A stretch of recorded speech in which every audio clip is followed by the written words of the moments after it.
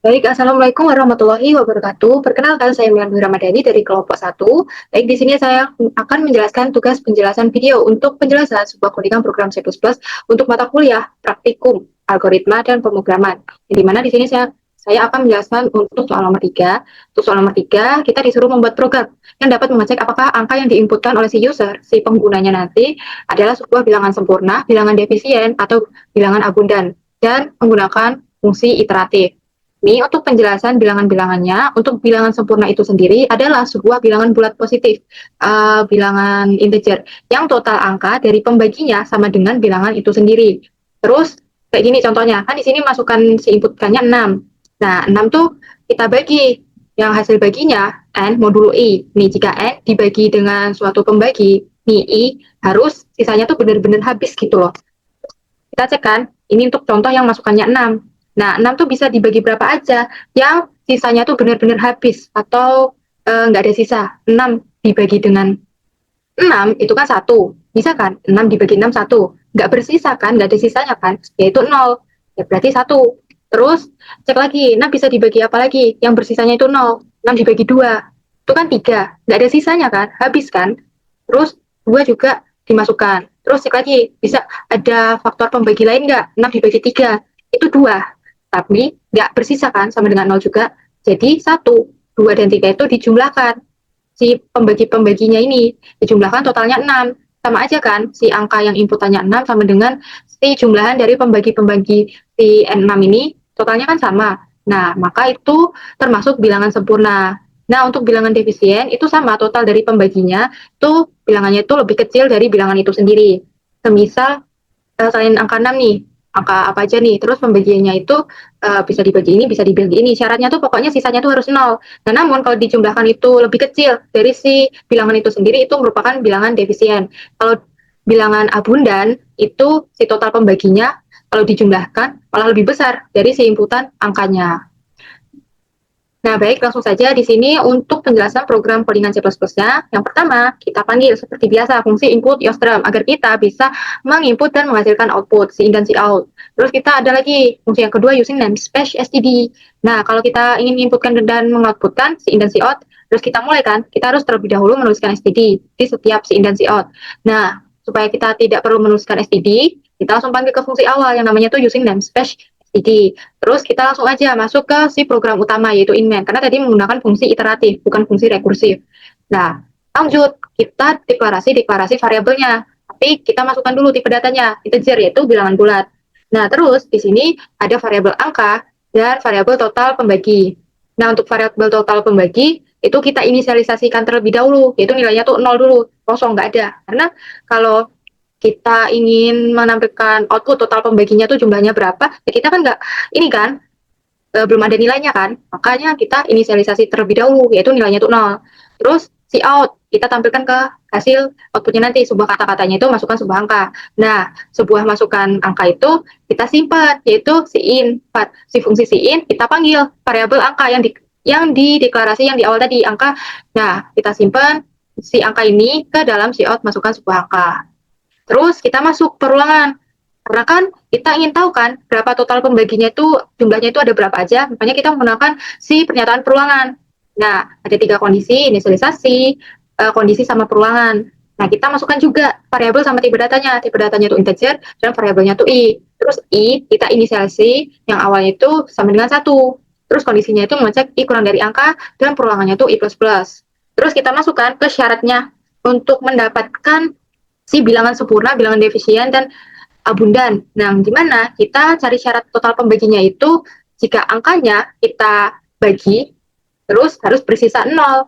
Nah, kalau sisa itu kan modulo. Jadi di sini syaratnya if angka jika modulo i sama dengan harus bersisa habis, yaitu 0, nggak ada sisanya. Terus kita masuk ke prosesnya. Kita jumlahkan kan, si pembaginya itu ada berapa aja. Yang pertama, misalnya total pembagi di sama dengan total pembagi di plus I. Misalnya yang contoh 6 tadi, 6 dibagi 6, 1. Nah, terus 6 dibagi 6 itu kan 1, bersisa 0. Nah, 1 kita simpan dulu ke wadah yang total pembagi ini. Terus kita tambahkan, kita cek lagi kan, yaitu perulangan I++, kita cari lagi, ada nggak 6 itu jika dibagi selain dari 6, yang sisanya itu benar-benar 0, ada kan 2 dan 3 tadi.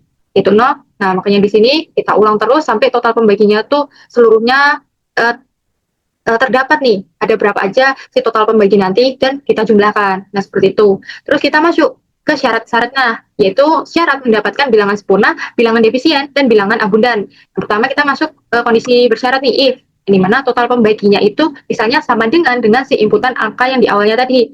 Kita sama nih angkanya, ya berarti kita langsung cetak aja, yaitu di sini si out, angka ini kita tampilkan angka berapa nih yang dihasilkan, dan kita tampilkan adalah bilangan sempurna.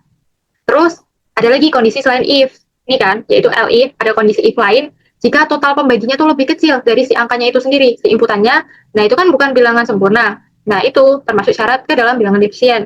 Kita out, kita panggil nih angkanya nanti berapa, dan kita tampilkan angkanya itu berapa, terus cetakannya adalah bilangan defisien. Terus selain dari kondisi if, yaitu ada kondisi yang terakhir tuh else, selain dari kondisi yang di atas-atas. Nah kita langsung aja cetak bahwa itu termasuk bilangan abundan, karena total pembaginya itu jika lebih besar dari angka, berarti itu merupakan bilangan abundan. Nah, baik, langsung saja di sini kita langsung tampilkan untuk contoh inputannya.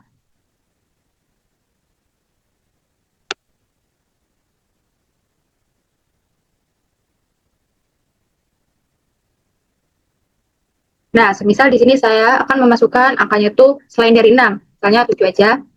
Saya masukkan angkanya itu 7, dan angka 7 akan tercetak sebagai bilangan defisien. Kenapa tercetak bilangan defisien? Karena 7 itu hanya bisa dibagi dengan 7 yang hasilnya itu 1 dan bersisa 0, yaitu habis. Jadi kalau kita masukkan ke kondisi syaratnya tadi, yang ini, nih, kalau kita akan tampilkan ke bilangan sempurna, 1, itu kan nggak sama dengan si angkanya kan, yaitu 7, berarti ya bukan bilangan sempurna. Nah, jika 1 lebih kecil dari angkanya, yaitu 7, nah itu kan kondisinya kan terpenuhi kan, makanya tercetak sebagai bilangan defisien. Nah, baik, cukup sekian dari saya untuk penjelasan koordinat program C++-nya. Baik, di sini saya akan lanjutkan untuk penjelasan si flowchart-nya, yaitu diagram alirnya. Di sini saya akan jelaskan terlebih dahulu untuk simbol-simbolnya. Oval itu untuk memulai dan mengakhiri si program. Untuk persegi panjang, itu untuk prosesnya. Untuk jajar genjang, itu input dan output. Dan heksagonal ini, persegi 6, itu untuk sebuah perulangan. Dan di sini ada belah ketupat, itu untuk kondisi syaratnya tadi, yaitu if. Nah, baik, lanjut aja. Nah, pertama kan kita mulai kan, start oval. Terus kita masuk, yang pertama tuh kita inisialisasikan terlebih dahulu, yaitu variabel total pembagi yang sama dengan 0. Karena si variabel total pembagi ini akan saya masukkan ke hasil perhitungannya nanti. Jadi kita inisialisasikan terlebih dahulu, yaitu 0. Makanya bentuknya itu persegi panjang, karena ini termasuk ke dalam proses. Terus kita baru masukkan si out untuk menampilkan kata-katanya terlebih dahulu, masukkan sebuah angka. Nah, untuk masukkan sebuah angka ini, kita akan input si in ke dalam variabel yang namanya itu angka. Terus kita masuk ke perulangannya untuk mencari total pembaginya itu ada berapa aja. Nih, untuk perulangannya itu i sama dengan 1 selama ngecek i kurang dari angka. Nah, jika benar, kita masukkan terlebih dahulu nih untuk syaratnya, kondisinya yang belah ketupat ini.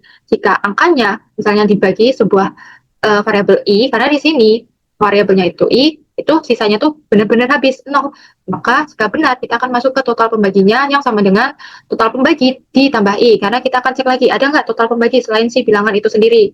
Misalnya, ya tadi 7 dibagi 7 kan 1, terus sisanya kan 0 kan, kita cek, ada lagi nggak 7 dibagi bilangan apa yang hasilnya itu bersisa 0, selain dari angka si 7 itu. Nah, hanya di sini, untuk proses si pembaginya itu ditambah. Nah, 7 itu tadi kan waktu saya nginput nggak ada lagi kan, hanya langsung i++. Tercetak si ini doang, si 7 doang, yaitu 7, sisanya 7 dibagi 7 yang hasilnya 1. Jadi 1 itu lebih kecil dari angka, makanya tadi tercetak bilangan defisien. Nah, untuk penjelasan selain bilangan defisien, semisal 6 nih. Nah, 6 itu kan bisa dibagi 6, bisa dibagi 2, bisa dibagi 3 kan.